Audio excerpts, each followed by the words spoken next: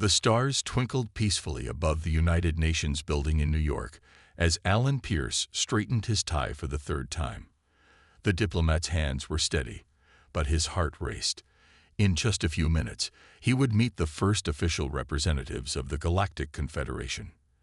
The year was 2157, and humanity had barely established colonies on Mars and Europa. They were taking their first small steps into space when the massive Confederation ships appeared near Jupiter's orbit. The aliens had been watching Earth for months before making contact. "Are you ready, sir?" Julia Hayes asked, her naval commander's uniform crisp and perfect. She stood by the door, looking calm but alert. Pierce knew she had hidden weapons somewhere, even though the aliens had asked for no arms at the meeting. "As ready as I'll ever be, Commander," Pierce replied, managing a small smile. "Let's go make history." They walked through the quiet halls of the UN building. Their footsteps echoed off the marble floors. Security teams watched from every corner, trying to look invisible. The whole world was holding its breath, waiting to see what would happen next. The main conference room had been redesigned for this meeting. The usual rows of seats were gone, replaced by a single round table. It was meant to show equality, but Pierce wondered if the aliens would understand the symbol. Right on time, the air in the room sparkled with tiny lights. 3 alien forms appeared, making the human security teams grip their hidden weapons tighter. The aliens were tall and slim, with purple-tinted skin that seemed to shimmer. Their 4-fingered hands ended in short claws, and their large eyes were completely black. The tallest alien stepped forward. "I am High Counselor Zextel of the Zorkath species," it said in perfect English. "We represent the Galactic Confederation."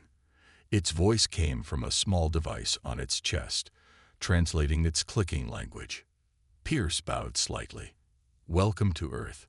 I am Alan Pierce, chosen to speak for humanity." He gestured to the table. "Please, let us sit and talk." The aliens moved with fluid grace to their seats. Commander Hayes took her position behind Pierce, just as the alien security stood behind them.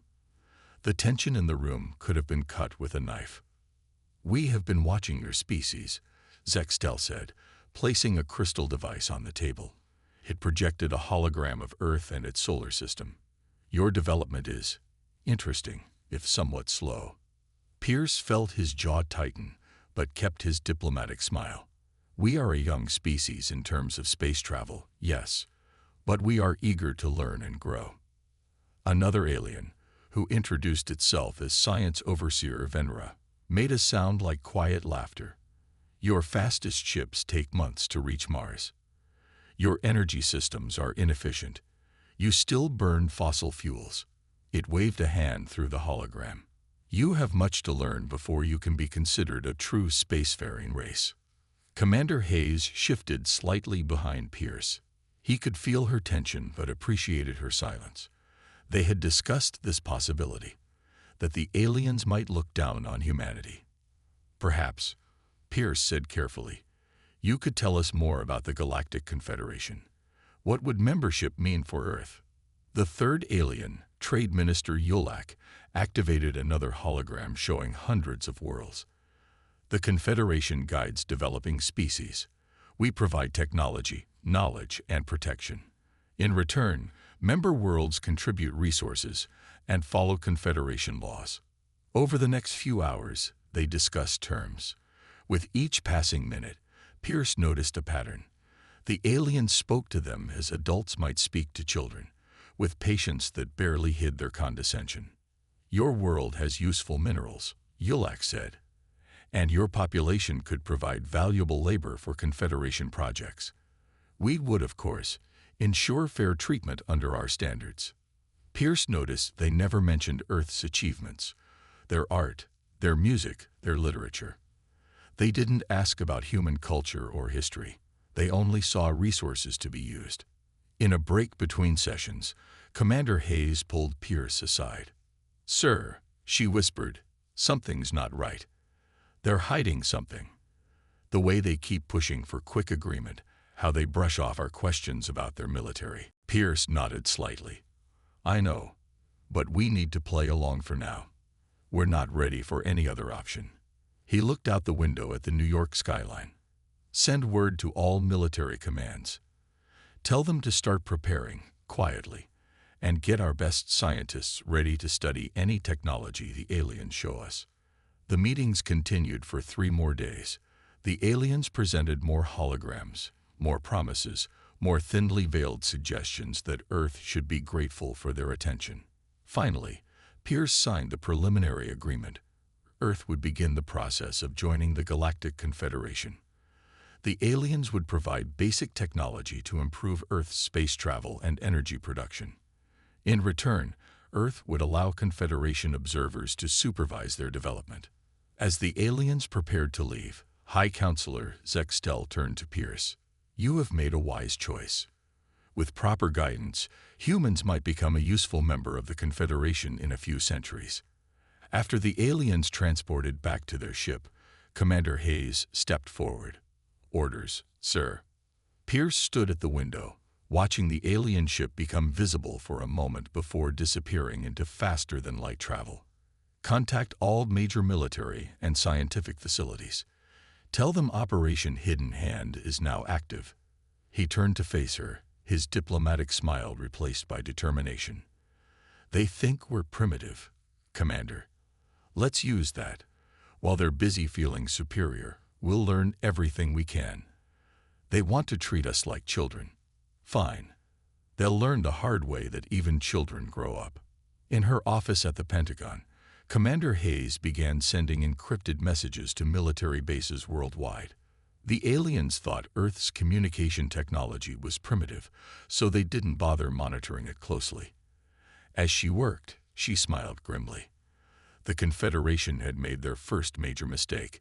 They had judged humanity by their technology alone. In labs and bases around the world, humans began preparing.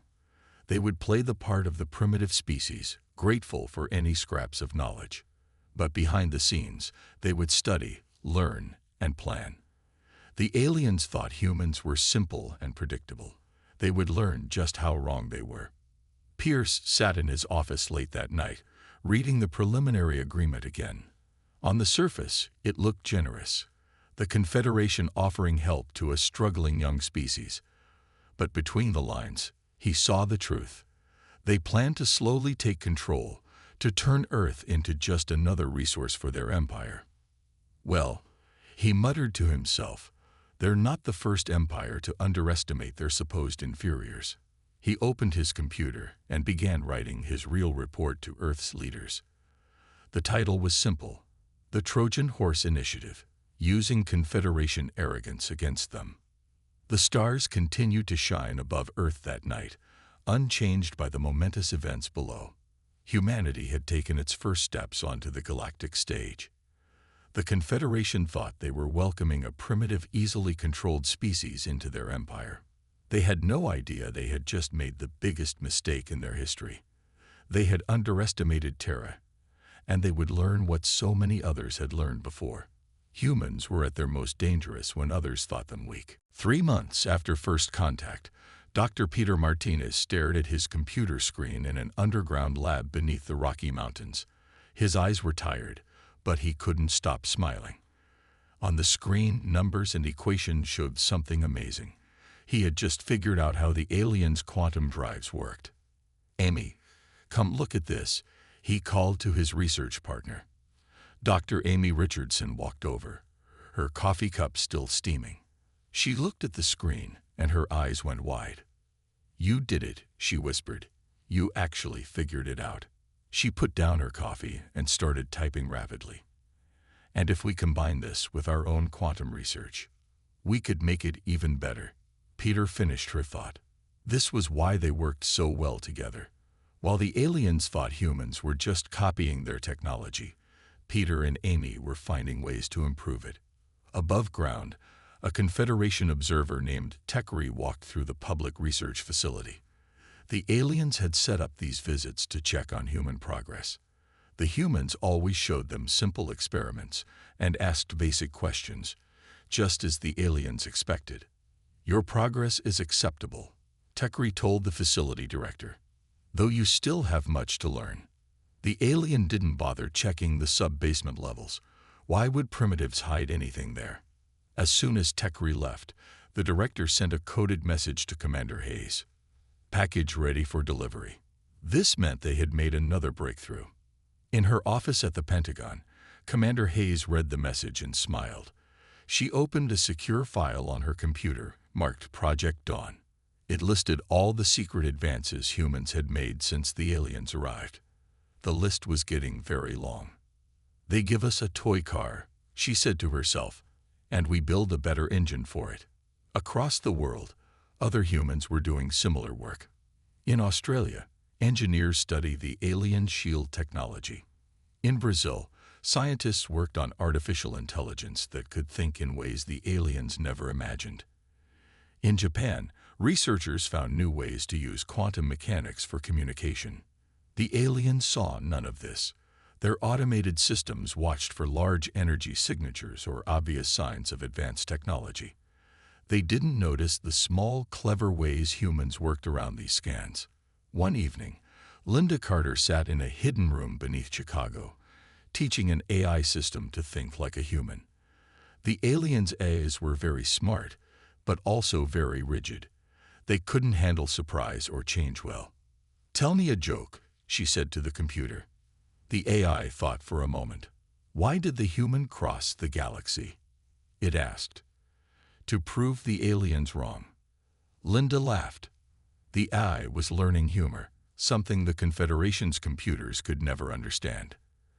"That's getting better," she said. "Now let's work on being unpredictable." Meanwhile, in a secret meeting in Geneva, Alan Pierce listened to reports from around the world. Each breakthrough, each discovery, was another piece of the puzzle. "The Zorkath think they're so clever," said Admiral Frank Cooper, pointing to a map of trade routes. "They're slowly taking control of our economy, but they don't realize we're recording everything, learning their weaknesses." Pierce nodded. "Their arrogance makes them careless. Last week, they left a damaged ship in orbit for our primitive shipyards to repair. Our engineers learned more from that one ship than from all their official lessons." The Confederation's plan was moving forward exactly as they wanted. They were slowly replacing Earth's technology with their own, making humans dependent on them. Trade agreements pushed Earth to send more resources to Confederation worlds. Confederation observers took more control of human development programs. But in hidden labs and secret bases, humans were doing much more than just copying alien technology. They were making it better, finding new ways to use it. The aliens' belief that humans were simple and predictable was their biggest weakness. Dr. Peter Martinez demonstrated this one day when testing a new device. The aliens had given humans a simple shield generator for their ships. Peter and Amy had not only figured out how it worked, but had found a way to make it use less energy and cover more area. The aliens think in straight lines. Peter explained to a group of scientists. If something works one way, they don't look for other ways. But humans, we always look for new angles. Amy added, "They write us off as primitives because we don't do things their way. But that's our strength. We think differently." In her lab in Seoul, engineer Susan Wright proved this by creating something the aliens thought impossible. She combined human missile technology with Confederation energy systems to make a weapon that could pass through shields. The aliens' computers said this couldn't work, which was exactly why it did. Sometimes, Susan told her team, not knowing something is impossible is the best way to make it possible. The aliens continued their visits, their reports always the same. Humans were learning, but slowly. They were behaving exactly as expected. The Confederation's plan to slowly take control of Earth was working perfectly. Or so they thought. One day, High Counselor Zextel visited Earth again. He toured a facility where humans were learning to use basic Confederation technology. Everything looked primitive and simple, just as it should. "Your species is progressing at an acceptable rate," he told Pierce. "In a few decades, you might be ready for the next level of technology." Pierce bowed his head respectfully, hiding his smile. Below their feet, in a shielded lab, humans were already using technology far beyond what the aliens thought possible.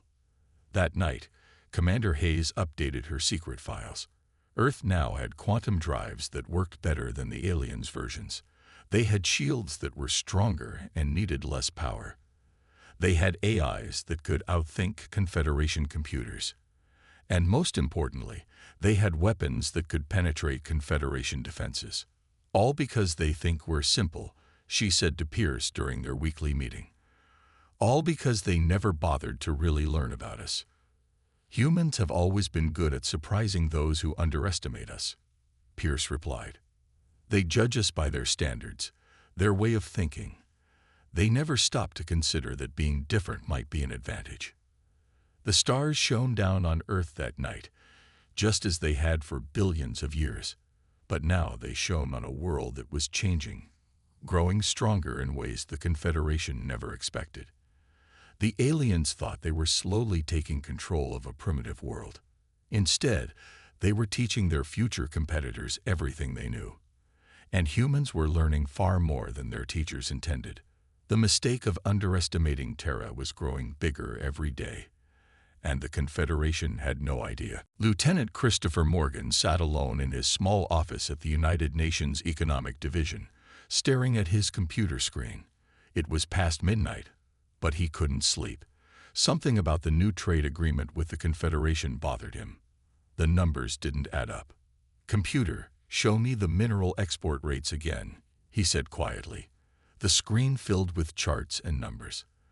The Confederation wanted more and more of Earth's rare minerals each month. They paid with advanced technology, but Chris noticed a pattern. His phone buzzed. It was Linda Carter from Intelligence. "Tell me you see it too," she said when he answered. "The dependency pattern?" Chris asked. "Yeah. Every piece of technology they give us needs minerals that are getting harder to find on Earth." "It's not just us," Linda replied. "I found records of other worlds in the Confederation. Same pattern.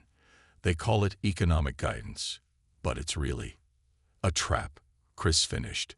He rubbed his tired eyes. "We need to tell Commander Hayes."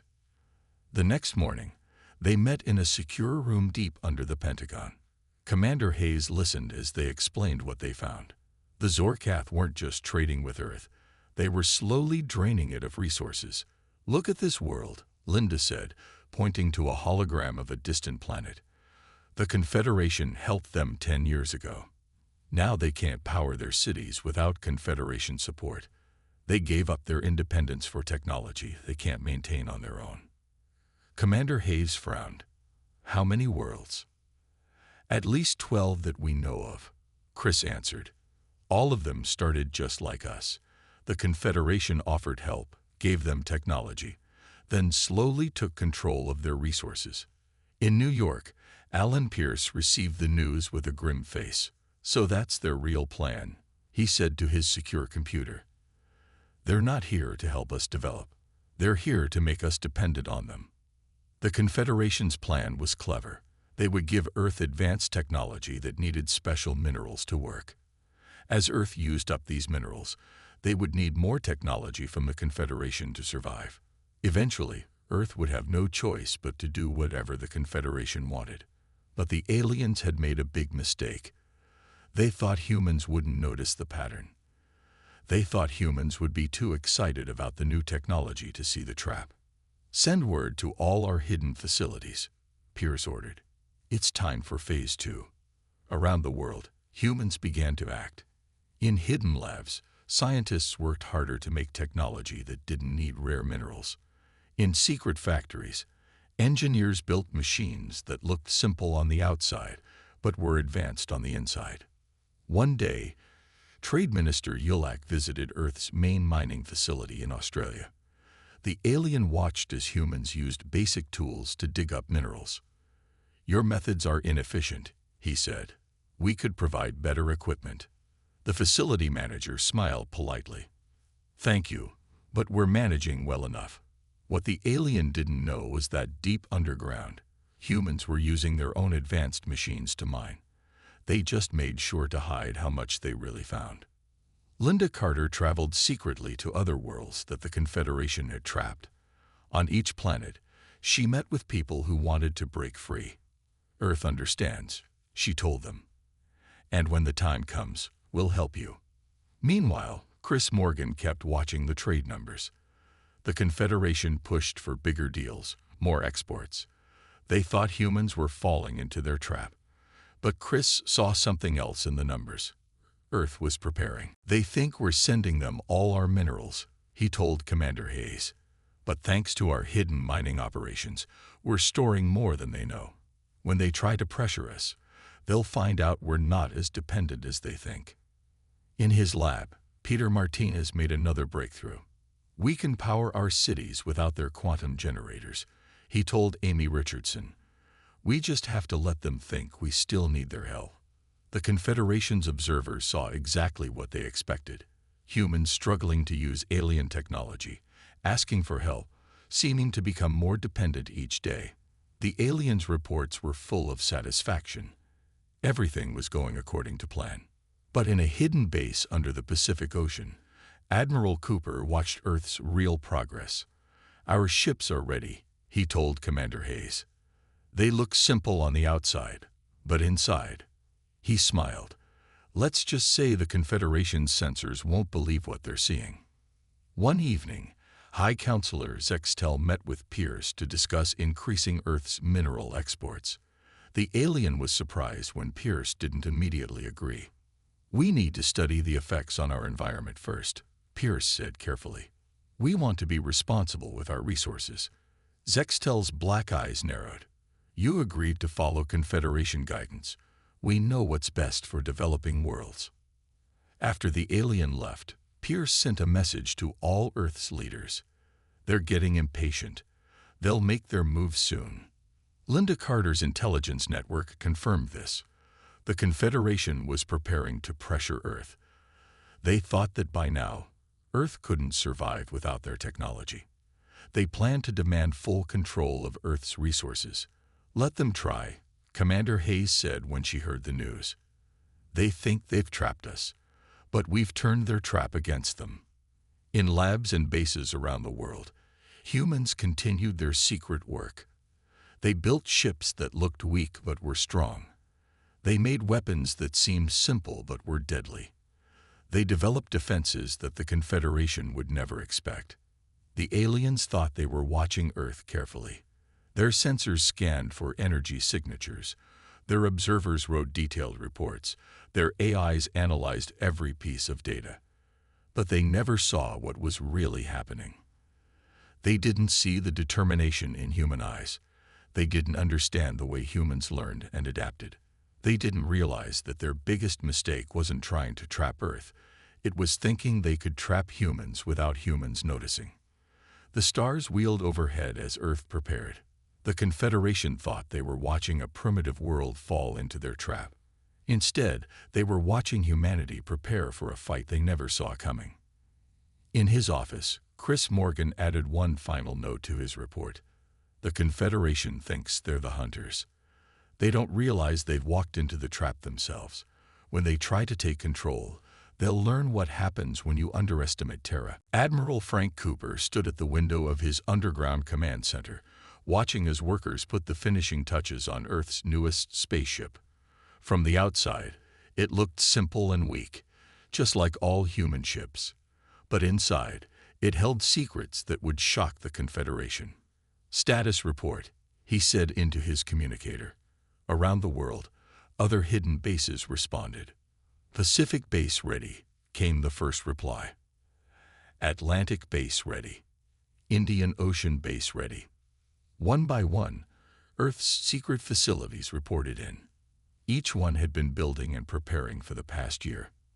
The Confederation thought humans only had a few dozen basic ships.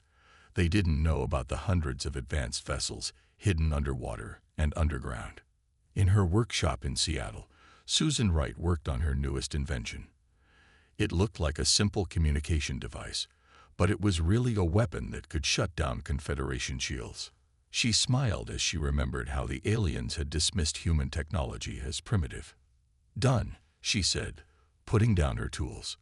Time to test it. She pointed the device at a practice shield generator.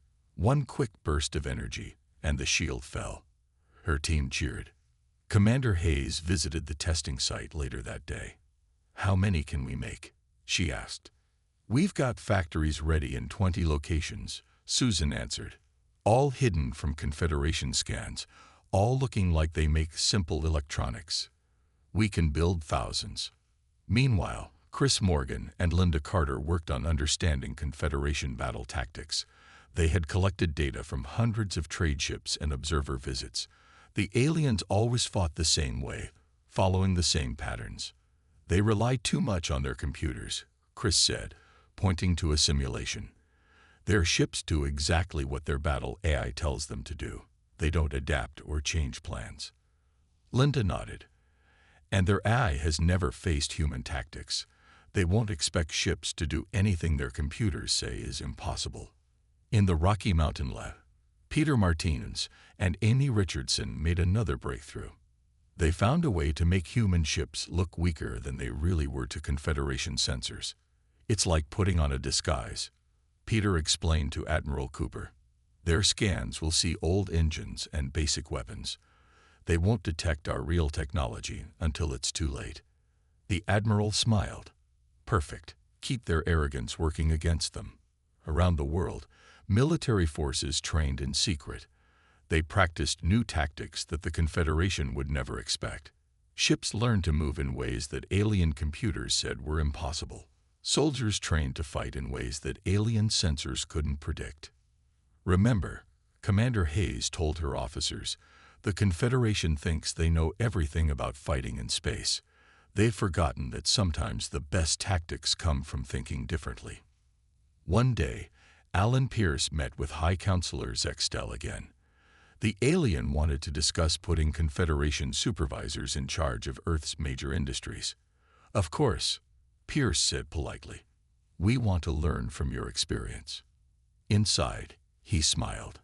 The aliens thought they were tightening their control. They didn't realize they were running out of time. In hidden bases, humans prepared their ships. Each one looked simple on the outside, but carried advanced weapons inside. Engineers like Susan Wright installed special devices that could defeat alien technology. Scientists like Peter and Amy added systems that could fool Confederation sensors. Admiral Cooper walked through one of these bases, checking on the preparations. He stopped at a large map showing all of Earth's hidden forces. Green dots marked ready units, and almost everything was green. "How long until the Confederation makes their move?" he asked Commander Hayes. "Soon," she replied. "Their ships are gathering near Jupiter.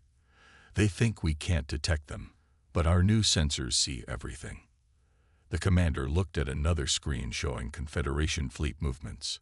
The aliens were bringing hundreds of ships, far more than they needed to control a primitive world. They weren't taking any chances. "They're ready to use force if we resist," she said. "They expect us to surrender as soon as they show their real strength." "Then they're in for a big surprise," Admiral Cooper replied. "How are the other worlds doing?" Linda Carter had been coordinating with other planets that the Confederation had tried to enslave. "They're waiting for our signal," she reported. "As soon as we move against the Confederation, they'll rise up too." In his lab, Peter Martinez ran final tests on Earth's new defense systems. "Everything's working perfectly," he told Amy. "The aliens won't know what hit them." The Confederation's observers continued their regular visits, never noticing anything wrong. Their sensors showed exactly what humans wanted them to see: a primitive world struggling with basic technology. One observer reported to Zextel, "The humans continue to develop at a slow, predictable pace. They remain dependent on our guidance." The High Counselor was pleased. Soon, they would take full control of Earth. The humans would have no choice but to obey. It had worked on other worlds, and it would work here. But in hidden bases around the world, humanity's real strength waited. Ships powered up their disguised engines. Weapons charged behind false panels. Soldiers took their positions. "All bases report ready," Commander Hayes told Admiral Cooper. We can launch everything within 6 hours of your order. The Admiral nodded. Tell everyone to stay alert. The Confederation's getting ready to spring their trap. They don't realize they're about to trap themselves. That night, Pierce sent one last message to Earth's leaders. The Confederation thinks they're about to win. Let them keep thinking that. Everything is ready. When they make their move, we'll show them exactly how wrong they were about us. The stars shone down on a world that looked peaceful and primitive to alien eyes. But underneath that calm surface, Earth was like a coiled spring, ready to jump. The Confederation's mistake was almost complete. They thought they were about to enslave another primitive world. Instead, they were about to learn why you should never underestimate Terra. The day the Confederation decided to take control of Earth started like any other. The sun rose over New York as Alan Pierce walked into his office. He had barely sat down when his secure phone buzzed with an urgent message from Commander Hayes. "They're moving," she said simply. 300 ships just appeared near Mars. Pierce took a deep breath. So it begins. Send the alert. Across Earth, hidden bases received the signal. In underground hangars and underwater ports, ships powered up their engines. Soldiers moved to their stations. Everything they had prepared for was about to happen. High Counselor Zextel appeared on every screen on Earth. His black eyes showed no emotion as he spoke. "People of Terra, the time has come for closer integration with the Confederation. For your own safety and development, we are assuming direct control of your world." In the command center, Commander Hayes watched as Confederation ships moved closer to Earth. They flew in perfect formation, just as their battle computers told them to. They never noticed the small changes in Earth's defense satellites. "Let them get closer," Admiral Cooper ordered. "Wait for my signal." The alien ships reached the moon. Zextel spoke again. "Your primitive defenses cannot stop us. Surrender now, and we will be gentle with your world." Pierce sat in the United Nations building, facing a group of angry alien representatives. "This is for your own good," Trade Minister Yulak said. "Your species needs our guidance."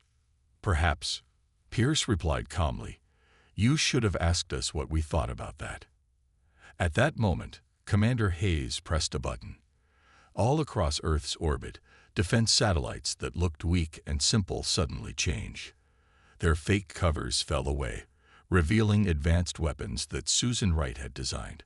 On the Confederation ships, alarms started ringing. Their sensors showed impossible readings. The primitive satellites were now giving off energy signatures that their computers said couldn't exist. "What is happening?" Zextel demanded. "How can they?" Before he could finish, Eric Thompson gave the order. He commanded Earth's first attack wing, hidden behind the moon. "All ships, attack pattern Delta. Show them what Terra can really do." The Confederation fleet watched in shock as hundreds of ships appeared from nowhere. The ships looked like simple human vessels on the outside, but they moved in ways that alien combat computers said were impossible. "Their ships are primitive," a Zorkath commander said. "Our shields will." His words cut off as Susan Wright's shield-breaking weapons fired. Confederation shields flickered and died. The aliens had never seen anything like it. "Impossible," Yulak shouted in the UN building. "Your technology is too primitive for this." Pierce smiled. "We let you think that. You were so sure we were simple and weak, you never looked deeper." In space, the battle raged. Confederation ships tried to fight back, but their computers couldn't handle human tactics. Earth's ships moved in patterns the aliens had never seen. They attacked in ways that alien battle AI said wouldn't work. "Their computers can't predict what they think is impossible," Chris Morgan explained as he watched the battle data. "And we've made sure everything we do looks impossible to them." Linda Carter's computer lit up with new signals. "Sir, the other worlds are rising up. The Confederation fleet is being attacked from all sides." Across the galaxy, other species that the Confederation had tried to enslave were fighting back. They had waited and prepared, just like Earth. Now they used their own hidden weapons and ships. In his flagship, Zextel watched in horror as his perfect plan fell apart. The primitive humans weren't primitive at all. They had taken the Confederation's technology and made it better. They had learned the aliens' weaknesses and turned them into weapons. "Stop," he commanded. "How dare you resist us? We gave you everything." "No," Commander Hayes replied over the communication channel. "You tried to enslave us. You thought we were simple because we were different. That was your mistake." Eric Thompson led another attack run. His ships, designed by Peter Martinez and Amy Richardson, could change how they looked to alien sensors. One minute they seemed weak. The next, they showed their true power. The Confederation fleet tried to regroup, but they couldn't. Their battle computers couldn't adapt to human tactics. Their weapons couldn't hit ships that moved in unexpected ways. Their shields couldn't stop weapons they thought couldn't exist. "Status report," Admiral Cooper called out. "Confederation fleet is in chaos," Eric Thompson reported. "Their formations are breaking. They can't coordinate their attacks." Linda Carter added more news. "The colony worlds are winning. The Confederation is losing control everywhere." In the UN building, Pierce watched as the alien representatives realized the truth. Humans had never been the simple, primitive species they thought. Every time the aliens had looked down on humanity, they had given Earth another chance to prepare. "How?" Yulek asked, his voice shaking. "How did you hide all this?" "We didn't," Pierce replied. "We showed you exactly what you expected to see. You were so sure you knew what primitives looked like, you never questioned it." In orbit, the battle was ending. Confederation ships were retreating, their perfect formations shattered. Earth's forces had won, using technology and tactics that the aliens had never thought possible. Commander Hayes looked at the battle display with pride. "Send word to all forces," she ordered. "Earth is free. And we're not the only ones." Across the galaxy, other worlds celebrated. The species that the Confederation had looked down on were breaking free. Earth had shown them it was possible. Humanity had proved that being different didn't mean being weak. In his lab, Peter Martinez watched the victory celebration on TV. "They thought technology was everything," he told Amy. "They forgot that innovation comes from thinking differently." "And now they know," Amy replied, "that underestimating Terra was the biggest mistake they could make." As the sun set on Earth that day, humanity had changed forever. They were no longer pretending to be primitive. They had shown the galaxy what they could really do. The stars shone down on a free world, just as they always had. But now they shone on a humanity that had proved something important. True strength doesn't come from having the most advanced technology. It comes from being underestimated and proving everyone wrong. 3 months after Earth's victory over the Confederation, Ambassador Catherine Bennett stood in the Great Hall of the new Galactic Council. The room was filled with representatives from hundreds of worlds. Many of them were former Confederation slaves who had broken free during the uprising. "The old way is over," she said, her voice clear and strong. "No more will one species tell others they are primitive. No more will advanced technology be used to enslave worlds." The hall erupted in cheers. Beings of all shapes and sizes, from worlds across the galaxy, celebrated together. They had all suffered under the Confederation's arrogance. Now they were building something new. In his office on Earth, Alan Pierce watched the speech on a hologram screen. Commander Hayes stood beside him, smiling as Catherine spoke. "Hard to believe it's only been 3 months, Hayes said. "Everything has changed so much." Pierce nodded. The Zorkath never saw it coming. They thought controlling technology meant controlling the galaxy. They forgot that different doesn't mean primitive. Across Earth, things were changing fast. The hidden factories and labs were now in the open. Humans shared their innovations with other worlds, and other species shared their knowledge too. Everyone learned from each other. In her workshop, Susan Wright worked with engineers from 6 different planets. They all had different ways of thinking, different approaches to problems. That was now seen as a strength, not a weakness.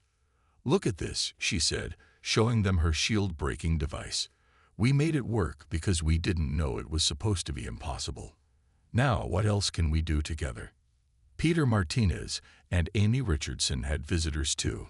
Scientists from worlds that the Confederation had called primitive brought their own discoveries. Together, they found new ways to use technology that nobody had thought of before. Every species thinks differently, Peter told a group of students from Earth and other worlds. "That's not a weakness. It's the greatest strength we have." Linda Carter's intelligence network had become something new. Instead of spying on the Confederation, she now helped worlds share information and work together. Her office was always busy with messages from across the galaxy. "Another world just joined the Council," she told Chris Morgan. "That makes 57 so far." Chris looked up from his computer. He now worked on fair trade agreements between worlds. "And the Zorkath?" he asked. "Still hiding in their home system," Linda replied. "They can't understand how they lost control. They still think everyone else is primitive." The Zorkath had retreated after their defeat. Their perfect system of control had fallen apart. They couldn't accept that other species might have different, but equally valid, ways of doing things. Eric Thompson now led the new Galactic Defense Force. Ships from many worlds worked together, learning from each other's tactics and techniques. His office wall had a picture of the battle that had freed Earth. "We won because we were underestimated," he told new recruits. "We must never make the same mistake. Every species, every world, has something to teach us." Admiral Cooper had retired from active duty, but he still advised the Council. "The galaxy is safer now," he told Commander Hayes. "Not because we have the strongest weapons, but because we work together." One day, Catherine Bennett met with representatives from a newly discovered world, the species that was just beginning to explore space. In the old days, the Confederation would have tried to enslave them. "Welcome," Catherine said warmly. "We're here to learn from each other. Your way of thinking, your culture, your ideas, they're valuable. We want to share knowledge, not control it." The new species was amazed. They had expected to be looked down on for being less advanced. Instead, they were welcomed as equals. Back on Earth, Pierce walked through the New York streets. Aliens from many worlds now visited freely. Humans worked with them, learned from them, and taught them too. Nobody talked about primitive or advanced species anymore. In schools, children learned about the day Earth proved itself to the galaxy. But they also learned an important lesson. The real victory wasn't beating the Confederation. The real victory was building something better afterward. Susan Wright summed it up well when she spoke to a group of young engineers from 20 different worlds. The Confederation's mistake wasn't just underestimating Terra. Their mistake was thinking that their way was the only right way. They couldn't see that different approaches make us all stronger. Peter and Amy had framed the first equation they had solved together, the one that helped them understand alien technology. Beside it, they now had equations and ideas from a dozen other worlds. "Every species sees things differently," Amy told visitors. "When we share our views, we all become wiser." Commander Hayes still kept watch over Earth's defenses, but things were different now. The ships she commanded carried crews from many worlds. They protected everyone, not just their own species. "We remember the lesson," she would tell new officers. "Never think you're superior. Never stop learning from others." In the Great Hall of the Galactic Council, Catherine Bennett finished her speech. "The stars are for everyone," she said. "Every world, every species, has a right to grow in their own way.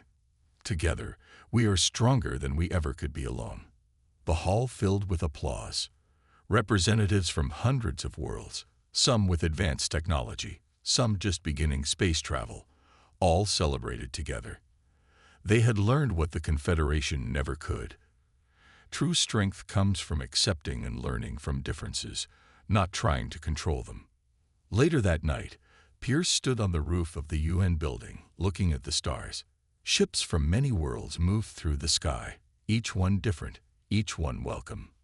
"We did it," Commander Hayes said, joining him. "We showed the galaxy a better way." "Yes," Pierce replied. "And all because the Confederation made one simple mistake. They underestimated Terra. They thought different meant primitive. Instead, they taught us how to be strong." Above them, the stars shone on a changed galaxy. The mistake of underestimating Terra had led to something nobody expected.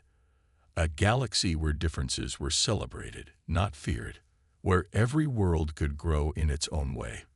Where being different wasn't a weakness, but the greatest strength of all. And somewhere out there, the Zorkath were still wondering how they had lost control. They never understood that their greatest mistake wasn't trying to enslave Earth. Their greatest mistake was believing that their way was the only right way.